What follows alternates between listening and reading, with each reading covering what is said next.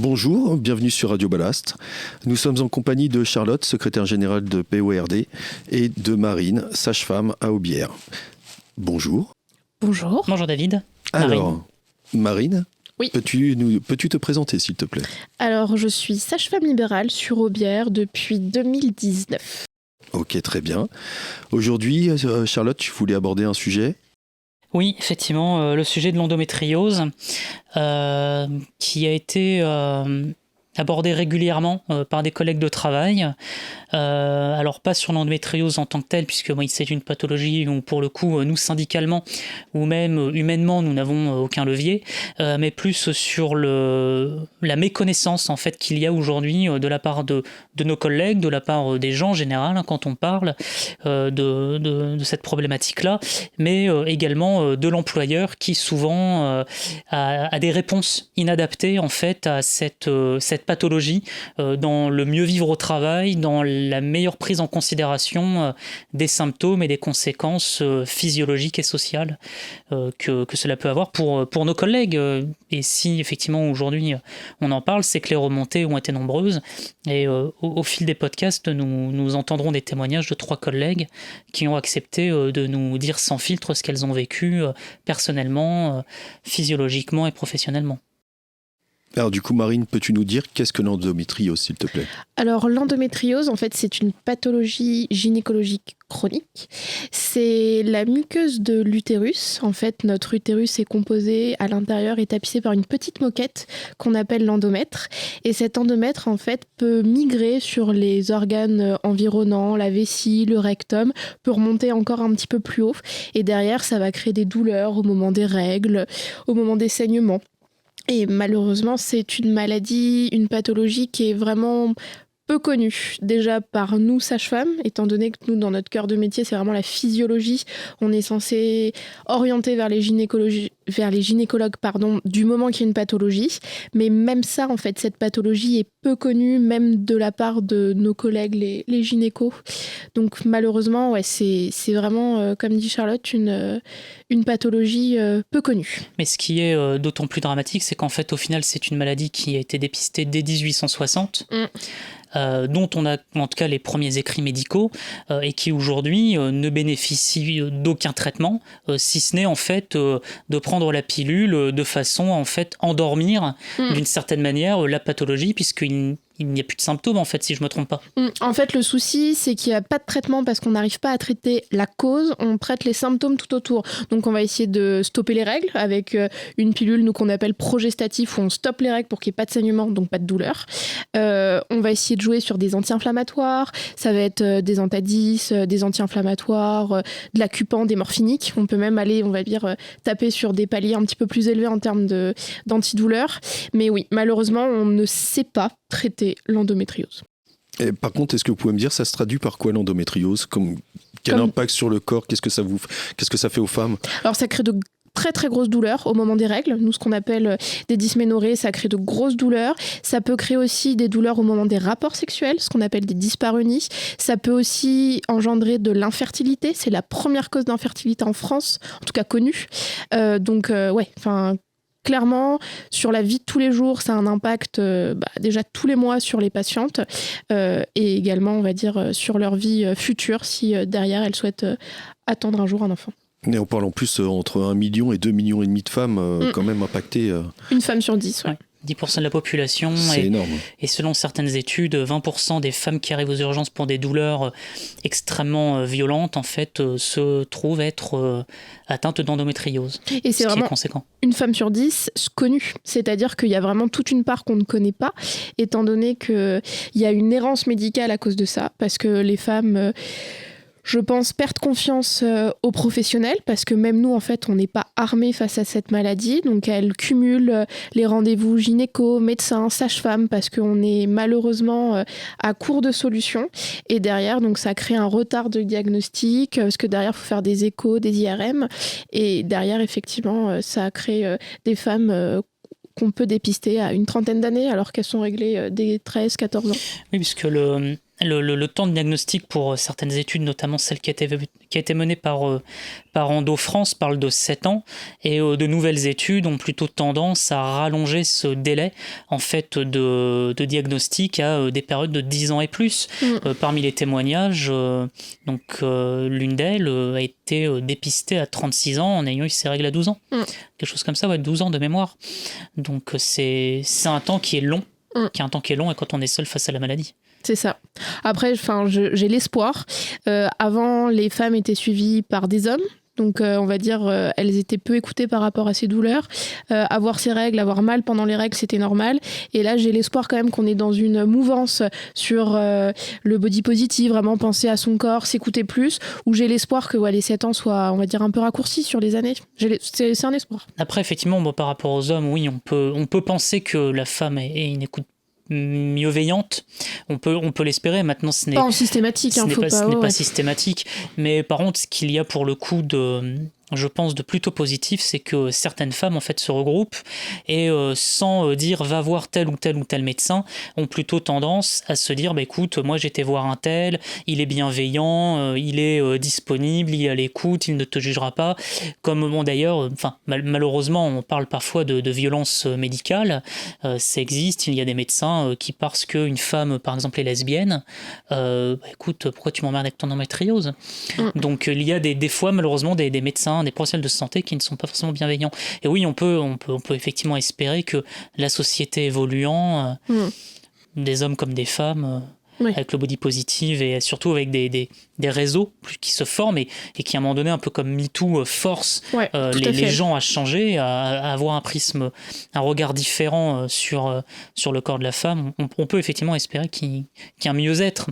À la preuve, on a justement l'étude nationale menée par le ministère de la Santé. Oui, effectivement.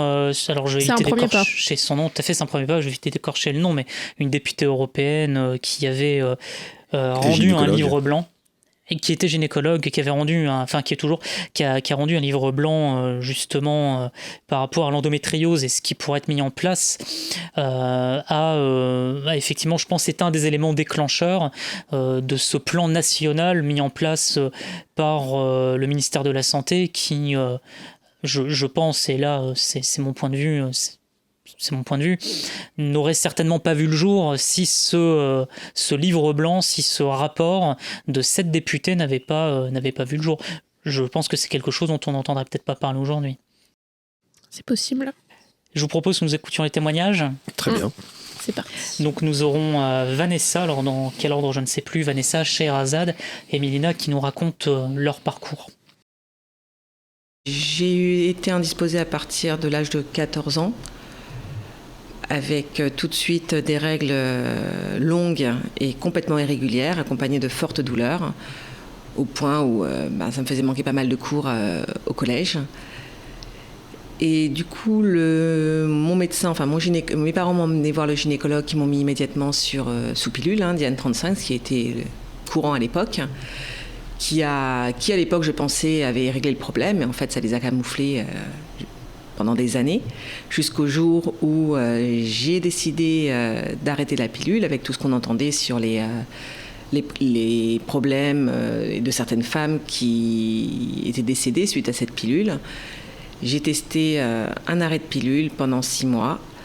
Donc les douleurs sont directement revenues. Et par contre, de tellement fortes migraines que c'était pas possible. Donc j'ai repris la pilule.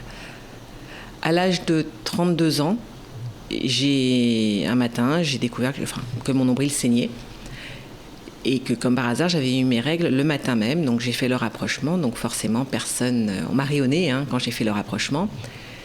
Et j'ai fait mes recherches moi-même, et là, ce jour-là, j'ai découvert ce mot, endométriose, qui avait résumé toute mon adolescence et toute mon entrée dans l'âge adulte, et ça tout correspondait à mes symptômes. Donc, avec ce dossier-là, je suis partie voir mon médecin, mon gynécologue, parce que beaucoup de femmes disaient sur les sites qu'au contraire, on les envoyait voir des psychologues. Donc, je ne voulais pas qu'on me rie au nez, et je voulais gagner du temps. Et j'ai bien fait parce qu'il a pris ça au sérieux. Ils m'ont fait faire un IRM qui a confirmé que j'avais juste une endométriose ombilicale. Donc je me suis fait opérer Ensuite, tout s'arrêtait là. On m'a remise sous pilule. Et donc, plus de douleurs. Quand je dis plus de douleurs, c'est surtout plus de fortes douleurs, mais toujours des douleurs de règles. Et à l'âge de 34 ans, je crois 2 ans après, j'ai décidé d'arrêter la pilule parce que, étant célibataire, j'avais pas vraiment de raison de prendre la pilule et je préférais supporter les douleurs que je prenais de l'âge et un jour viendrait où je voudrais un enfant. À 36 ans, j'étais en couple et j'ai ressenti des douleurs à l'ovaire gauche. Je me suis présentée aux urgences. Ils m'ont envoyé voir un spécialiste de l'échographie qui s'y connaissait en endométriose, vu que je leur avais expliqué mes antécédents.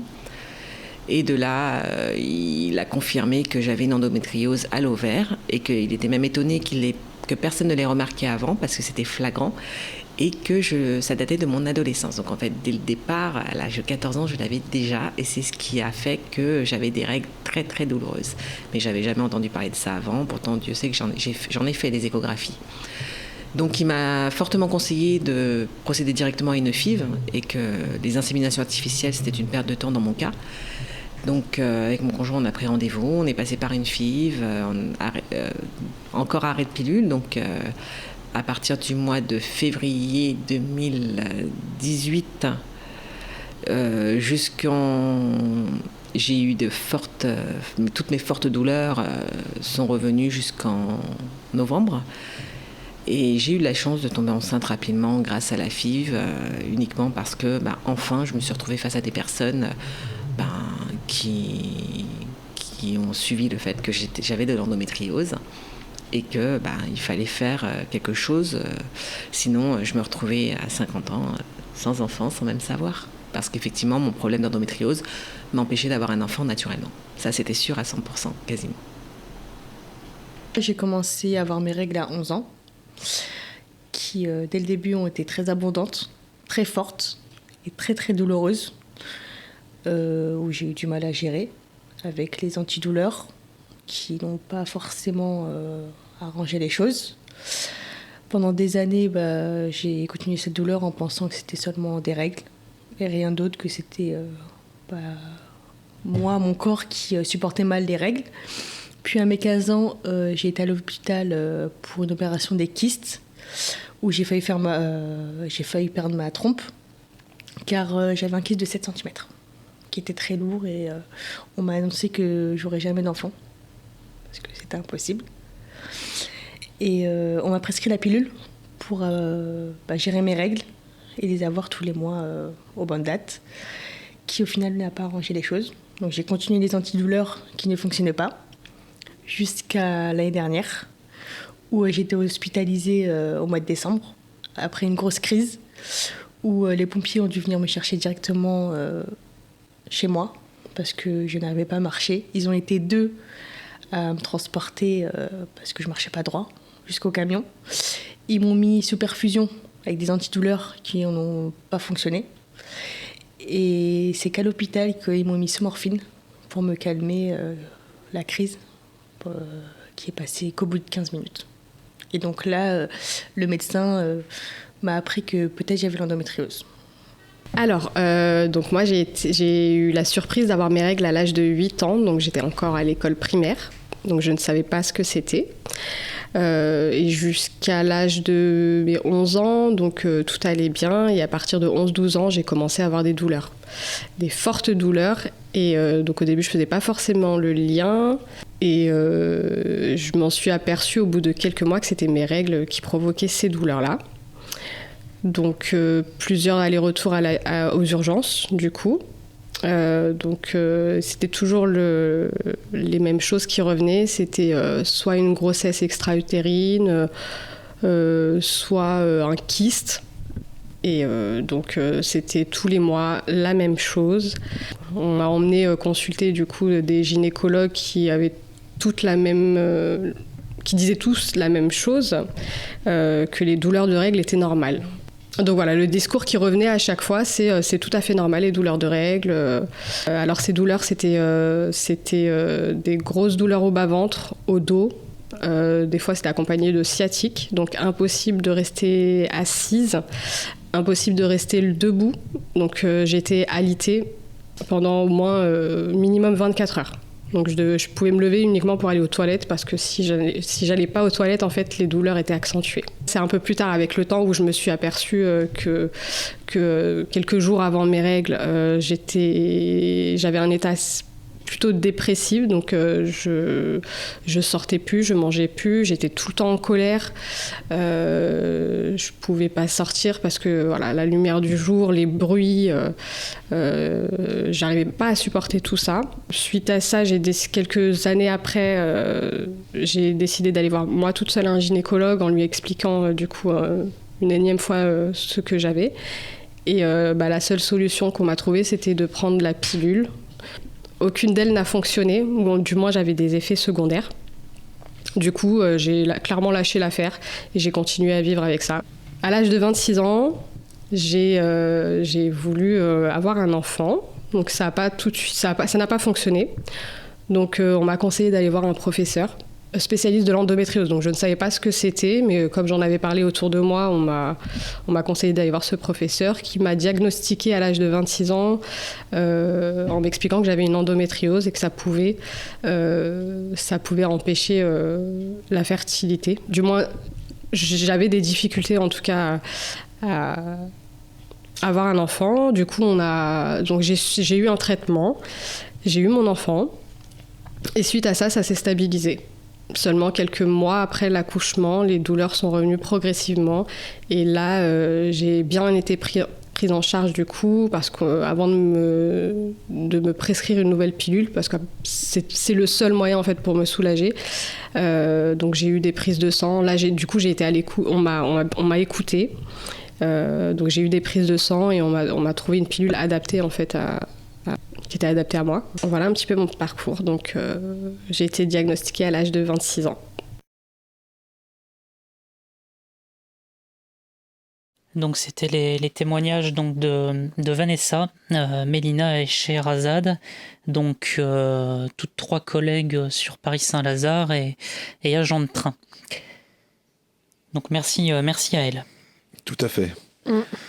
Eh bien, c'est poignant. Ouais, tout à fait. Oui. Oui, et pour le coup, c'est vrai qu'on retrouve ce que tu disais, Marine, tout à l'heure. C'est vrai qu'une errance médicale, ce que diagnostiqué à 26 ans pour Scheherazade et ses premières règles à 8 ans. Vanessa, pareil, diagnostiquée à 36 ans. Mélina, diagnostiquée, la plus jeune, mais tardivement quand même. Et oui, c'est cette errance médicale. C'est je pense, un mot-clé qu'on retrouve un petit peu chez toutes ces patientes.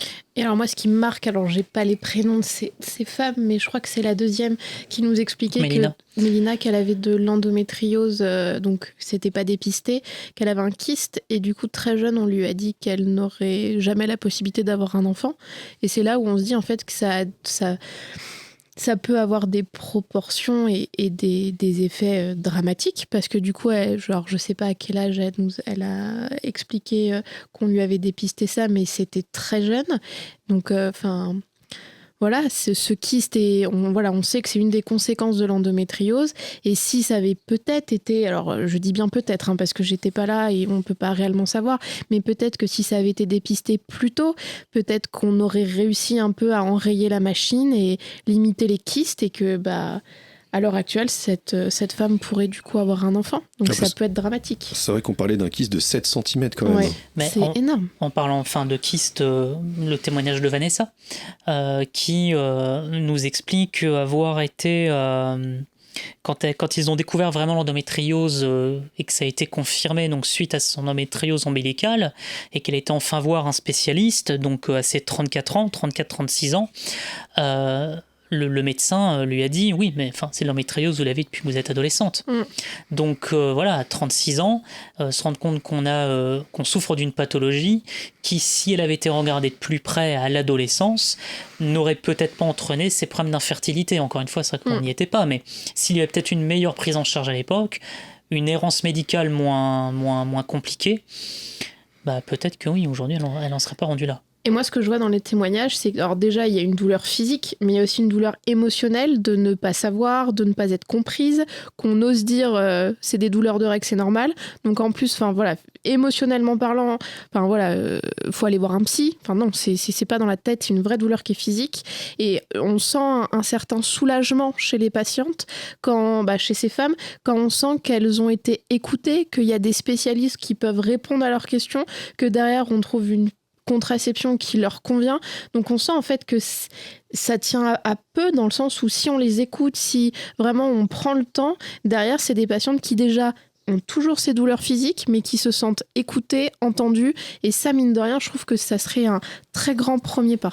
Je suis relativement d'accord parce que c'est vraiment, dans les 3 témoignages qui m'a vraiment, moi, choqué, c'est vraiment ce côté isolement, cette détresse du coup psychologique derrière, et au-delà de la détresse physique, de toute façon la douleur elle est là, mais psychologiquement elle se sentait pas du tout aidée. Ouais. Et ça, je pense que ça doit être encore plus dur, quoi. Ah ouais, enfin, on sait que la douleur a plusieurs composantes, alors physique et forcément, mais aussi émotionnelle et psychologique. Et on sait que si derrière les gens sont isolés et jugés, montrés du doigt, ça accentue encore plus, quoi. Donc c'est. Mais c'est vrai qu'on n'a pas eu l'occasion, je n'ai pas eu l'occasion d'enregistrer un ou des collègues qui accompagnent ces femmes qui sont malades, mais c'est vrai que là, aujourd'hui on parle du corps médical, mais l'intérêt en fait au final de faire cette vidéo, ce podcast, c'est de banaliser, le terme est bon, de banaliser un sujet, parce qu'en fait effectivement on parle de l'appareil génital féminin aujourd'hui, on parle des règles, on parle d'un sexe tout simplement, et il n'y a rien de sale. Ce n'est pas un gros mot. Non, c'est pas un gros mot, mais ça reste relativement tabou justement. Oui, mais il faut justement le banaliser, le rendre tout à fait normal, que les collègues qui vont entendre ça, les femmes qui vont entendre ça, qu'elles soient cheminotes ou d'autres corps de métier, il faut qu'elles sachent en fait que ça existe. Et qu'elles ne sont pas seules. Qu'elles ne sont pas seules et comment ça se dépiste. Et donc on parlait du corps médical, mais on n'a pas eu l'occasion, bien qu'on en avait certains, mais d'enregistrer des collègues qui accompagnent ces femmes malades, parce que le conjoint ou la conjointe, pour une femme qui sont dans une relation homosexuelle, doit être aussi un élément moteur de ce mieux-être, de cet accompagnement, de ce soutien psychologique. Physiquement, effectivement, on ne pourra jamais rien faire à la souffrance du corps, mais par contre, sur ce qui va être la psyché, le mental, là, le conjoint, la conjointe, la famille a toute sa place à prendre. Tout à fait. C'est vrai qu'on a vu déjà l'impact là, sur la vie personnelle, mais ça a aussi un impact sur la vie professionnelle du coup. Tout à fait. Et c'est là justement, qu'est-ce qu'on attend de l'entreprise, qu'est-ce qu'on attend Ce que l'on pourra attendre de l'entreprise, c'est d'accompagner mieux les agents. Mais ça fera l'objet d'un autre podcast. On en reparlera plus tard alors. On en reparlera plus tard. Est-ce que vous voulez rajouter quelque chose du coup ? Non, moi vraiment c'est cette errance médicale qui m'a marquée, et c'est surtout ce soulagement chez ces femmes une fois qu'elles ont été diagnostiquées et dépistées. Oui, de toute façon le soulagement est perceptible, et puis sur le témoignage, quand on les a en face de nous, ça ne peut être que plus marqué. Je veux dire, c'est vrai que tu as été là pour David pour 2 des enregistrements sur 3. Il y a une charge émotionnelle qui se dégage à livrer ce témoignage. Il y a une pudeur qui s'exprime, il y a une souffrance qui se dévoile, et des fois c'est pas sans trémolo dans la voix qu'elles nous parlent de leur parcours. Et pour le coup, les différents impacts, nous aurons l'occasion, effectivement, comme on disait tout à l'heure, d'en parler dans un autre podcast, puisque c'est un podcast qui se fera sur une série de 3. Donc là, celui-ci, la pathologie. Qu'est-ce qu'elle est, comment la détecter. La deuxième qui sera l'impact psychologique, mais social, humain, familial. Et le troisième qui sera plus sur l'impact avec le travail et quelle est la réponse de l'entreprise, de l'employeur dans l'accompagnement de ces salariés-là. Donc David, sois patient, nous en parlerons dans pas longtemps, et ça sera l'occasion de notre 3e numéro. Parfait. Voilà. Merci à vous deux. Merci. Merci. À bientôt. À bientôt.